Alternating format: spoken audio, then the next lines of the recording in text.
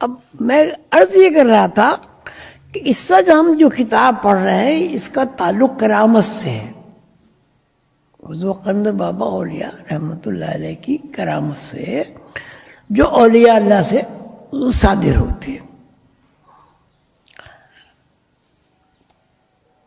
کرامت کا اب مطلب کیا ہوا؟ معجزے کا مطلب کیا ہوا؟ جادو کا مطلب کیا ہوا؟ یہ تین کیٹیگری، یہ علم ہے، اس کی تین کیٹیگریز ہوگی. اول درجہ جو اللہ کو، اللہ کے رسول کو پسند بھی ہے اور اللہ اور اللہ کے رسول کی عادت میں بھی شامل ہے، اور پیغمبروں سے بھی معجزے صادر ہوئے، حضور پاک صلی اللہ علیہ وسلم سے ہی معجزے صادر ہوئے. یہ تین کیٹیگریز میں ایک پیغمبروں کے لیے مخصوص ہے، ایک اولیاء اللہ کے لیے مخصوص ہے، ایک شیطانوں کے لیے مخصوص ہے. لیکن شیطانوں کے لیے جو چیز مخصوص ہے اس میں دو باتیں بہت زیادہ ذہن میں رکھنے کی ہیں. ایک یہ کہ وہ اللہ کا ناپسندیدہ عمل ہے، اللہ تعالیٰ اس کی اجازت نہیں دیتے، اللہ تعالیٰ اس سے ناخوش ہوتے ہیں. دوسری یہ کہ جادو جو ہے اللہ تعالیٰ سے بغاوت کرنے والوں کا عمل ہے. اور معجزہ و کرامت کے بارے میں تو میں نے بتا ہی دیا، اولیاء اللہ سے سبزت ہوتی ہے، معجزے پیغمبر علیہ السلام سے ہوتے ہیں. اب یہ جو کچھ آپ نے پڑھا ہے یہ کرامات کے زمرے میں آتی ہیں. اس کو ہم نہ استعداد کہہ سکتے، اس کو ہم نہ معجزہ کہہ سکتے، اس کو ہم کرامت کہتے ہیں. اب ہمارے سامنے سوال یہ ہے کہ یہ معجزہ اور کرامت صادر کیسے ہوتی ہے؟ تو معجزے کے لیے تو ہمیں بہت زیادہ طویل وقت کی ضرورت ہوگی. کرامت کے بارے میں تھوڑا سا بیان کرنا چاہتا ہوں. کرامت کو آپ خرق عادت بھی کہہ سکتے ہیں، یعنی وہ عمل جو عادت میں شامل نہ ہو یا جس عمل میں وسائل زیر بحث نہ آتے ہوں، یعنی اس کے صدور ہونے میں وسائل زیر بحث نہ آتے ہوں یا ایسے وسائل زیر بحث آتے ہوں جو عام طور سے ہم سب لوگ کسی کام میں وسائل استعمال کرتے ہیں. اب مثلاً جیسے اب اس میں حضور قندر بابا نے یہ ہے کہ درخت بھی باتیں کرتے ہیں، درخت بھی باتیں کرتے ہیں. تو ایک وہ 1D17 گھر کا ایک قصہ ہے. تو حضور قندر بابا جس کمرے میں رہتے تھے اوپر، اس میں ایک کھڑکی تھی، تو اس کی کھڑکی کے سامنے سڑک پر ایک بادام کا درخت تھا. اس میں بادام بھی لگتے تھے. ایک طرف بادام کا درخت تھا اور ایک طرف بیری کا درخت تھا، اس میں بیل لگتے تھے. وہ یہ فرماتے ہیں کہ یہ باتیں بہت کرتا تھا اور میں باتوں سے ڈسٹرب ہوتا تھا، میرے کام میں خلل پڑتا تھا. اب کیا کام تھا؟ ظاہر تکوین کا کام تھا. اس سے ایک بات ثابت ہی ہوئی کہ اولیاء اللہ سے اللہ کی دوسری مخلوقات بھی باتیں کرتی ہے. ایک بات. دوسری بات یہ سامنے آئی کہ جس طرح ہم بات چیت کرتے ہیں تو اس طرح درخت بھی بات چیت کرتے ہیں. میں نے حضور قندر بابا رحمۃ اللہ علیہ سے پوچھا تھا کہ حضور یہ کیا باتیں کرتا ہے، اتنی باتیں جب یہ کرتا ہے کہ آپ کا کام میں حرج ہوتا ہے تو کیا باتیں کرتا ہے؟ کہنے کے بعد اپنے خاندانی افتخار کا ذکر کرتا رہتا ہے، میرا خاندان یہ تھا، میرا خاندان وہ تھا، میرے بابا آدم وہاں پیدا ہوئے، میں یہاں ہوا، یہاں میں کس طرح آیا، کس طرح یہاں بادام کی گٹھلی پڑی، یہاں اس قسم کی کہتے زیادہ تر خاندانی افتخار کی بات کرتا ہے، اور اس میں ریپیٹیشن بہت ہے، تو میں سن سن کے عاجز آ گیا ہوں۔ پھر میں نے کہا ہوا کیا صاحب، یہ درخت کیسے غائب ہوا؟ وہ کہنے کہ بس وہ ایک دم میں بہت ہی پریشان ہو گیا، عاجز ہوا۔ تو اچھا فرشتے بھی ایک مخلوق ہے، آپ کو سب کو پتہ ہے، اس کی بہت قسمیں ہیں، 4 قسمیں تو مشہور ہیں، لیکن ان 4 کی بہت سارے قسمیں ہیں۔ اب 4 قسمیں، ملائکہ عارضی جیسے زمینی فرشتے، ملائکہ انصری، ملائکہ سماوی، ملائکہ نورانی اور ملائکہ اعلیٰ۔ یہ 4 قسمیں جو ہے، یہ 4 گروپ ہیں، 4 گروہ ہیں۔ پھر بہت سارے ہیں، ایک نہیں ہے، فرشتے بہت ہیں، میکائیل ہے، اسرافیل ہے، اسرائیل ہے، مہمائیل ہے، سمنائیل ہے، بہت سارے فرشتے ہیں۔ لیکن 4 جو فرشتے ہیں ان کا براہ راست اللہ کی مخلوق میں اور اللہ کے معاملات میں اور نظام کائنات میں دخل ہے۔ وہ انشاءاللہ آگے فرشتے آئے گا تو پھر اس کی تفصیل اللہ نے توفیق دی، انشاءاللہ بیان کرنے کی کوشش کروں گا۔ تو اب اس سے دیکھیں درخت بھی باتیں کرتا ہے۔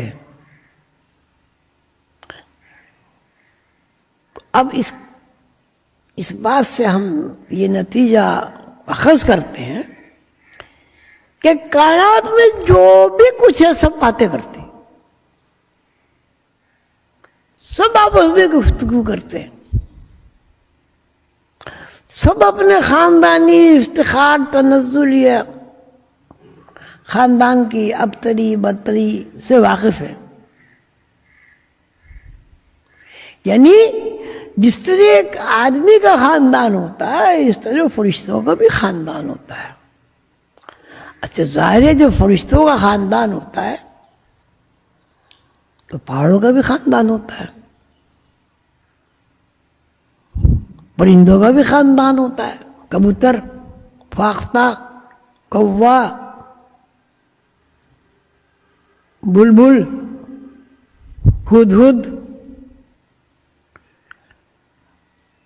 اللہ تعالیٰ نے اس کا قرآن پاک میں بھی تذکرہ فرمایا، چیونٹی، نمل، اور کیا عنکبوت، مکڑی۔ یہاں ایک خاندانی سسٹم ہے، یہ بات آپ لوگ نشین کریں کہ جس طرح یہاں آدم ذات کا خاندان ہے اسی طرح یہاں اور دوسری مخلوقات بھی ہیں۔ جنات کا خاندان ہے، فرشتوں کے خاندان ہے، آپ کے خدا بھلا کرے کبوتروں کے خاندان ہے، کبوں کے خاندان ہے، چیل کا خاندان ہے، گدھ کا خاندان ہے۔ جس طرح آدمی اپنی نسل کی حفاظت کرتا ہے اسی طرح وائرس، حشرات الارض، یہ سب بھی اپنے خاندان کی، نمل، چونٹی، اس کا بھی بڑا تذکرہ ہے، اس میں کیا کہتے ہیں قرآن پاک میں، سورہ نمل، سورہ عنکبوت، سورہ بقرہ، اور خاندانوں کا بھی تذکرہ ہے، سورہ آل عمران، سورہ نساء، سورہ مائدہ. چاند سورج کے بھی ہے، سورج قمر، سورہ والشمس. اس سے ثابت ہوا کہ یہ پوری کائنات ایک کنبے کی حیثیت رکھتی ہے. پوری کائنات ایک کنبے کی حیثیت رکھتی ہے، اور اس کنبے کا کفیل اعلیٰ اللہ تعالیٰ ہے.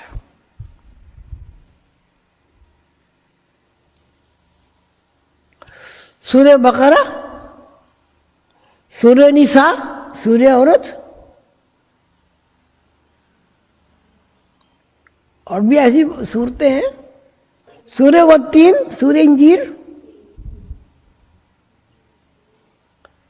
وہ تین انجیر کو کہتے ہیں. تو اس مطلب یہ پھل فروٹ ان کے بھی خاندان ہیں،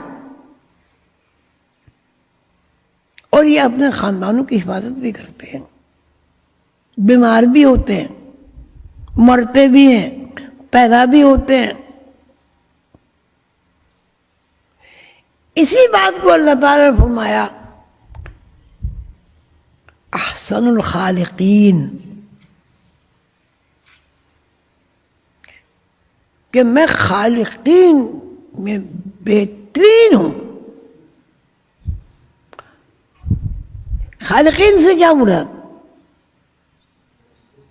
احسن الخالقین، خالقین میں بہترین. اب ایک خالق تو اللہ ہے، اب اللہ سے تو بڑا کوئی ہے ہی نہیں. خالقین یعنی اللہ تعالیٰ نے مختلف مخلوقات بنائی اس دنیا میں، اس کائنات میں. یہ دنیا تو بہت چھوٹی سی ہے. میں نے ایک دفعہ حضور قندر بابا کی خدمت میں عرض کیا، اس دوسرے سیاروں میں اور دوسری دنیاؤں میں، دوسرے کہکشانی نظاموں میں، بے شمار سورجوں میں ہماری دنیا کی کیا حیثیت ہے؟ کتنا بڑا سیارہ ہے، کیا ہے؟ تو انہوں نے فرمایا آپ تصور کریں ایک بڑے گنبد کا. ایک بڑے گنبد پر سوئی کی نوک روشنائی میں ڈبو کر اس گنبد پہ لگا دیں، ہماری دنیا کی حیثیت ہے. یعنی دنیا کا جو سیارہ ہے سب سے چھوٹا سیارہ ہے، اور جب ایک حد تک آدمی پرواز کرتا ہے زمین سے، جب پرواز کرتا ہے تو ایک حد ایسی آتی ہے کہ وہاں یہ زمین ایک باریک فاؤنٹین پین سے نقطے کی طرح نظر آتی ہے، اور نشاندہی کرنی پڑتی کہ یہ وہ زمین ہے. میں دوسری طرف نکل گیا، بات کرامت کی ہو رہی تھی، تو خرق عادت جو ہے وہ کرامت ہے. یعنی ایسی باتوں کا ظہور ہونا جو عام طور سے ظاہر نہ ہوتی ہوں. اب جیسے اس میں مچھلی کا ذکر ہے کہ انہوں نے فرمایا کہ مچھلی کھانے کو دل چاہ ہوگا.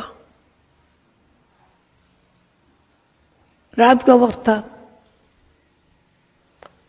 تو میں نے کہا کہ صاحب وہ میں لے آتا ہوں، تو انہوں نے کہا نہیں اب نہیں، صبح کو دیکھیں.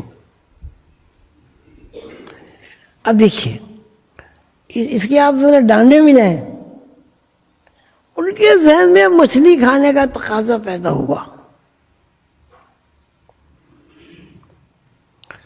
کوئی صاحب، اچھا اس میں ڈیٹیل میں جاؤں گا تو بہت زیادہ ڈیٹیل ہو جائے گی. کوئی صاحب ٹھٹا گئے ہوں گے شکار کرنے. ہاں ہماری ان سے پہلے سے روشناسی نہیں تھی، نہ تعارف تھا. یعنی میں نہیں جانتا تھا انہیں. وہ آئے اور آگے کہا میں ٹھٹے گیا تھا اور یہ مچھلی ان کی حضور کی نظر کرتے ہیں. اب دیکھیں ان کا دل چاہ مچھلی کھانے کو. اب اس کی کرامت کیسے بنی؟ اب یہ پیغام اس بندے تک پہنچا جو ٹھٹے میں مچھلی کا شکار کر رہا تھا. میں نہیں جانتا وہ کون صاحب تھے، ہو سکتا ہے حضور کو جانتے ہو سکتا ہے کوئی پھر دوسرا بھی اس میں قانون نکلتا.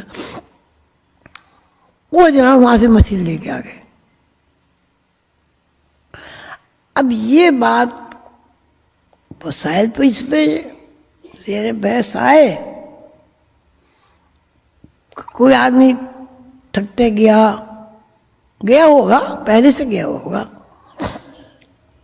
ہو سکتا ہے جب وہ ٹھٹے گیا ہو تبھی سے اس کے ذہن میں یہ پروگرام بنا ہو بھئی حضور کو مچھلی پہنچانی ہے. لیکن حضور قلندر بابا نے کوئی وسائل کی بات نہیں کی. ان کے ذہن میں ایک بات آئی. اب ایک قانون کے تحت اس کا ظہور ہوا. جو قانون ظاہری طور پر ہمیں نظر نہیں آ رہا. ظاہری طور پر تو یہ تھا وہ خود ٹھٹے جاتے یا کسی کو ٹیلی فون کرتے، وہاں کوئی ان کا دوست ہوتا وغیرہ وغیرہ. یعنی ان کے ذہن میں ایک بات آئی اور اس کا ظہور ہو گیا. اس کو کرامت بھی کہتے ہیں، خرق عادت بھی کہتے ہیں، خرق عادت بھی کہتے ہیں اس کو. کرامت کا قانون یہ ہوا کہ جو بات ذہن میں آ گئی، جو بات ذہن میں آ گئی، اللہ تعالیٰ کے قانون کے تحت عاملین کائنات یا عاملین زمین یا عاملین کیا کہتے ہیں سماوات، کچھ بھی کہہ لیجیے، جہاں بھی جن کی ڈیوٹی ہو، انہوں نے اس پروگرام پر عمل درآمد کر دیا. وسائل بنے، لیکن وسائل اب دیکھیں نا، اب حضور قلندر بابا کو مچھلی کھائیں گے، پہلے وہ ٹھٹے جاتے، وہاں سے مچھلی پکڑتے، پھر یہاں لاتے، پھر کھاتے. کرامت میں یہ نہیں ہوا. ایک بات ذہن میں آئی اور اس پہ عمل درآمد ہو گیا. اس کو خرق عادت بھی کہتے ہیں. یہ اصطلاح ہیں تصوف کی.